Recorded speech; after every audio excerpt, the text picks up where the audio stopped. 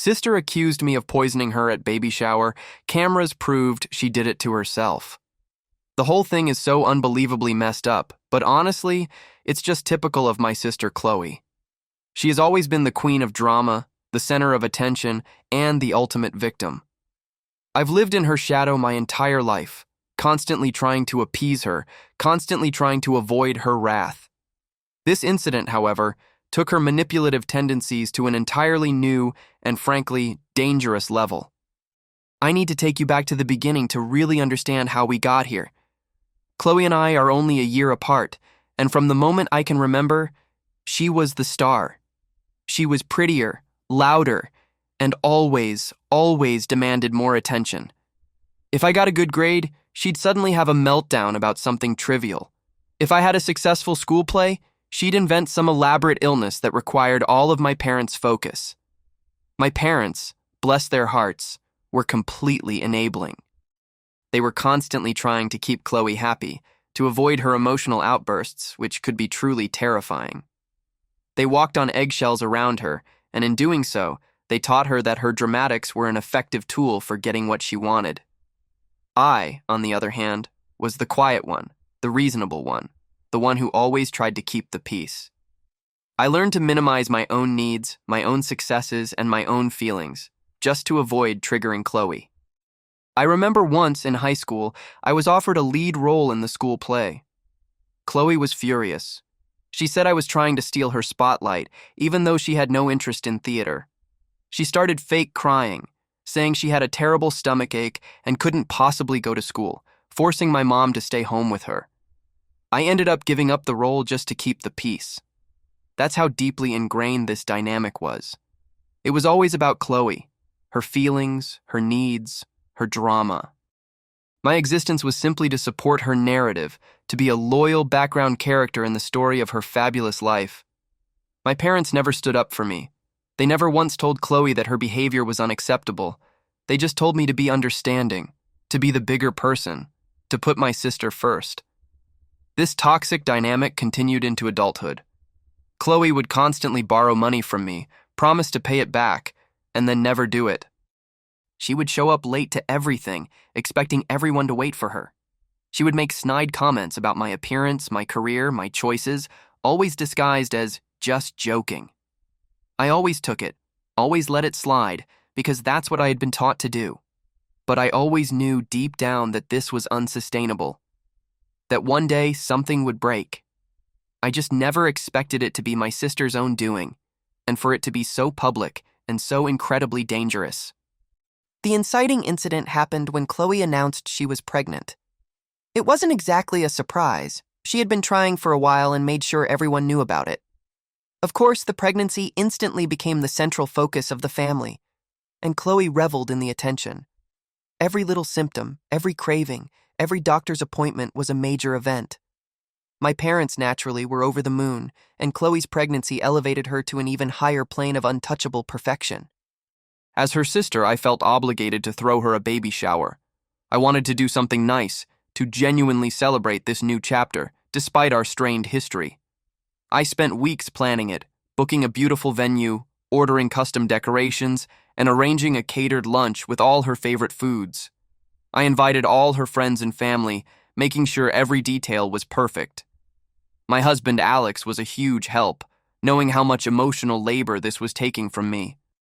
On the day of the shower, everything was going smoothly. Chloe was, predictably, the absolute center of attention, glowing and accepting compliments. She loved every minute of it. Towards the end of the party, after everyone had eaten lunch and we were getting ready for gifts, Chloe suddenly let out a dramatic gasp. She clutched her stomach, her face contorting in pain. "Oh my God!" she cried out. "I feel so sick. My stomach is cramping." My parents immediately rushed to her side, full of concern. "What's wrong, honey? Are you okay?" my mom asked, her voice filled with panic. Chloe looked at me, her eyes wide and accusatory. "It's the food," she whimpered, pointing a shaky finger at the buffet table. "I think someone poisoned me. I think she did it." She was pointing directly at me. My jaw dropped. I was completely stunned. "What are you talking about?" I asked, my voice barely a whisper. "I'm pregnant," she wailed. "And she's trying to hurt my baby." The room went silent. Everyone was staring at me, their faces filled with shock and suspicion. My parents, of course, were immediately on Chloe's side. My mom looked at me with a mixture of horror and betrayal. "Did you do something?" she asked, her voice laced with accusation. The accusation hung in the air, thick and suffocating. It was absurd, outlandish, but coming from Chloe, and with my parents' immediate support, it instantly became terrifyingly real. My beautiful, carefully planned baby shower had just turned into a nightmare, and I knew with a sinking feeling that this was just the beginning. The rising action, or escalation, happened so fast it was like a whirlwind. My parents immediately called an ambulance for Chloe, who was now dramatically writhing on the floor, occasionally letting out theatrical moans. While we waited, my mom glared at me. "How could you do this to your sister? To your niece or nephew?" she whispered, her voice venomous. My dad, usually more reserved, joined in. "We always knew you were jealous of her, but to stoop this low? This is unforgivable." People at the shower, most of whom were Chloe's friends, were now openly staring and whispering. A few of them shot me disgusted looks. I felt like I was in a nightmare. My husband, Alex, was my rock. He immediately stepped forward, his arm around me. "This is ridiculous," he said to my parents. "My wife would never do such a thing. We planned this shower together. We tasted all the food. It's impossible." But my parents weren't listening. They were completely consumed by Chloe's performance. The paramedics arrived and, after a brief examination, couldn't find anything overtly wrong with Chloe. They suggested taking her to the hospital for observation, just to be safe, especially since she was pregnant. Chloe, of course, loved the attention, clinging to my mom as they loaded her onto the stretcher. Before she was taken away, she looked at me with a triumphant, evil glint in her eye, as if she had just won some twisted game. The party, naturally, was over. Most guests left quickly, avoiding eye contact with me. As they departed, I overheard whispers like, "I can't believe she'd do that," and "she's always been jealous." The accusations felt like daggers. My parents, before leaving with Chloe, told me, "We don't want to see you. Don't call us. We'll be in touch." They left me standing in the empty venue, surrounded by deflated balloons and half-eaten cake, completely alone except for Alex. I was shaking with anger, hurt, and utter disbelief. My husband, though furious, kept a level head. "There are cameras in this venue," he said, pointing to the discreet security cameras in the corners of the room. "Let's check the footage. There has to be something." A glimmer of hope, a tiny spark in the suffocating darkness. I knew I hadn't done anything, but I also knew that Chloe was capable of anything.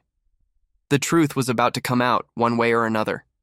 The climax of this whole absurd ordeal happened the very next day. My husband, Alex, being the incredibly smart and proactive man he is, contacted the venue manager first thing in the morning. He explained the situation, and the manager, a kind woman who had witnessed Chloe's dramatic exit, was sympathetic. She agreed to let us review the security footage. We sat there, Alex and I, in a small office, watching the playback of Chloe's baby shower. It was excruciating to watch my happy planning turn into a public spectacle. We fast-forwarded through most of the party until we got to the point where people were finishing lunch and Chloe was getting ready for gifts. And then, there it was, clear as day. Chloe, looking perfectly fine, walked over to her purse, which was sitting on a table near the buffet. She unzipped it, pulled out a small, unmarked bottle, quickly uncapped it, and then, with a furtive glance around, discreetly poured a few drops into her half-eaten plate of food. She then casually put the bottle back in her purse, walked over to a different part of the room, and a few minutes later, she began her theatrical performance. Her dramatic gasp, the clutching of her stomach, the accusing finger pointed directly at me. It was all there, laid bare by the cold, impartial eye of the camera. I felt a wave of nausea, a mixture of shock, anger, and a twisted kind of relief. Relief that I wasn't crazy, that I wasn't imagining her malice.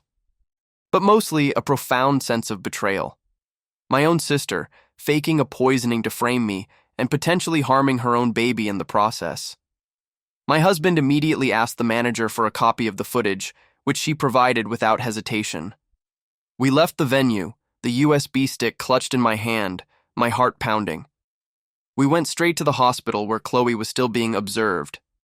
My parents were there, looking tired and worried, still hovering over Chloe, who was now resting comfortably in a hospital bed, still playing the victim.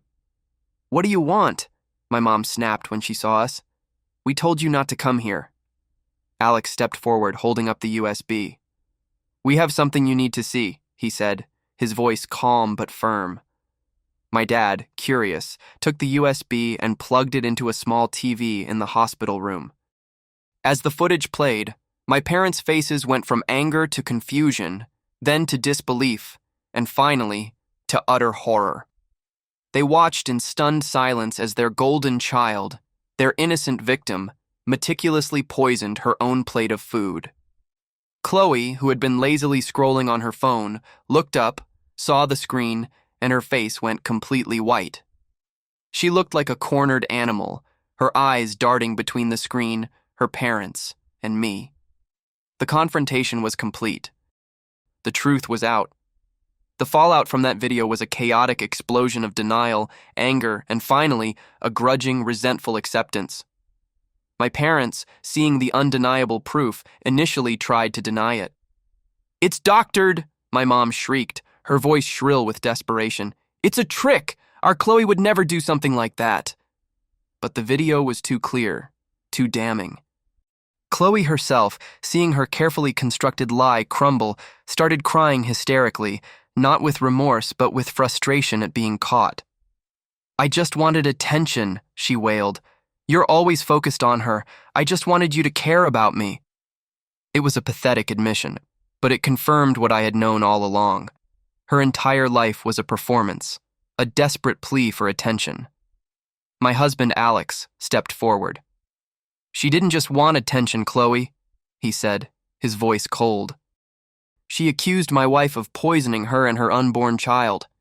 That's a serious accusation, and it's frankly disgusting." My parents, finally seeing the gravity of what Chloe had done, looked utterly defeated. My dad, his face pale, turned to me. I don't know what to say," he mumbled, the usual fire gone from his eyes. My mom just sat down, tears silently streaming down her face, looking older and more heartbroken than I had ever seen her. There was no apology for me, not immediately anyway. Just the stunned silence of people whose world had just been shattered. They had spent a lifetime enabling Chloe, believing her lies, and protecting her, and now they were facing the ugly truth of what that had created. We left the hospital. I didn't want to stay there and watch their breakdown. I had nothing to say to them. The damage was done. Chloe had not only tried to frame me, but she had also exposed the gaping wound in our family dynamics, a wound that had festered for years. The first major update is that Chloe was finally discharged from the hospital, physically fine, but emotionally she was a wreck. The doctors couldn't find any physical harm to her or the baby from the minimal amount of drops she put in her food. My parents, shaken to their core, finally started to see Chloe for who she truly was. It wasn't an immediate change, but it was a beginning. They stopped coddling her, stopped making excuses. For the first time, they actually started setting boundaries. Chloe naturally reacted with fury. She would call them, screaming and yelling, blaming them for not being there for her and for believing that awful video. She even tried to spin a new narrative, saying I had somehow coerced her into doing it, which was, of course, completely insane. My parents, to their credit, didn't buy it. They started going to therapy, something I had suggested for years but they always dismissed. They actually reached out to me, timidly at first, asking if I would consider joining them. I told them I would think about it, but I needed space. I needed time to process everything. I wasn't ready to forgive, but the olive branch, however hesitant, was a start. My husband, Alex, was incredible throughout all this. He encouraged me to take my time, to not rush into anything I wasn't ready for. He kept reminding me that their journey of healing was their own, and mine was mine. My sister-in-law, Sarah, also reached out. She was shocked by Chloe's behavior, but also incredibly supportive of me. She said, "I always knew there was something off about her, but I never imagined this. Her understanding and empathy were so validating. For the first time, I felt like I had allies outside of Alex who truly understood what I had been through. The second update happened a few months later, when Chloe gave birth to a healthy baby girl. It was a bittersweet moment. My parents invited me to the hospital, and I went hesitantly with Alex. Chloe was still cold towards me, avoiding eye contact, but she seemed subdued. My parents, however, were different. My mom, holding her new granddaughter, looked at me, her eyes filled with tears, and said, "I'm so sorry. I'm so sorry for everything." My dad, equally subdued, just nodded. It wasn't a grand apology, but it was genuine. It was a step. I hugged my mom, a gesture that felt both strange and comforting after so many years of emotional distance. I saw Chloe's daughter, a tiny, innocent baby, and my heart ached for her, for the kind of mother she had. But I also felt a renewed sense of purpose. I would not let this child grow up in the same toxic environment I did. I would be a good aunt, a supportive figure in her life. My parents continued with therapy, and they even started to acknowledge their enabling behavior. They've begun to understand how they created the monster that Chloe had become. It's a long road for them, and for Chloe, but at least they're finally on it. I still haven't fully reconciled with Chloe. She's still in denial about the extent of her actions, and she hasn't truly apologized. But I've learned that I can have a relationship with my parents without having a full relationship with her. I can set boundaries, something I never thought possible. The resolution for me is not a perfect fairy tale ending where everyone lives happily ever after. It's a journey, a process of healing and redefining relationships. My parents are slowly, painstakingly rebuilding their relationship with me based on honesty and genuine apologies, not just platitudes. They're learning to acknowledge their mistakes, and they're trying to be better parents. It's not easy, and there are still moments of frustration and disappointment, but there's also hope. Chloe is still Chloe. She's still self-centered and manipulative, but her antics no longer hold the same power over me or my parents. We've all learned to see through her drama, to set boundaries, and to protect ourselves from her toxicity. The vindication comes not from her suffering, but from my own newfound strength and peace. I finally have a voice, and I'm not afraid to use it. I'm no longer the quiet, agreeable sister who constantly seeks approval. I am strong, I am confident, and I am finally, truly, myself. My husband, Alex, remains my steadfast partner, and our bond has only grown stronger through this ordeal. He's my ally, my confessor, and my best friend. Looking back, I see all the red flags I ignored for so long. The constant need for attention, the dramatic outbursts, the manipulative tears. They were all signs of a deeply troubled individual. My parents' enabling behavior, their inability to set boundaries, their constant need to keep Chloe happy, created a monster. And I, in my own way, was a part of that creation.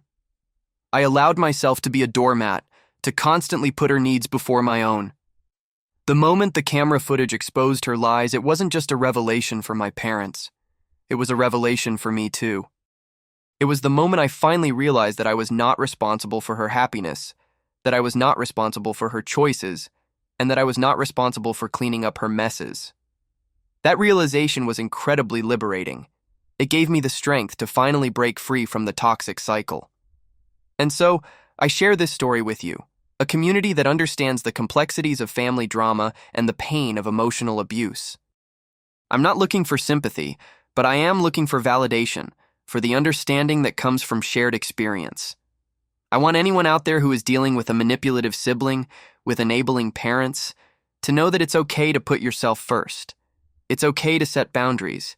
It's okay to walk away from toxic relationships, even if they're family. It's a difficult path, but it's a path that leads to healing, to self-discovery, and to a life of genuine peace and happiness. My journey is not over, but I'm finally on the right track. I'm finally free.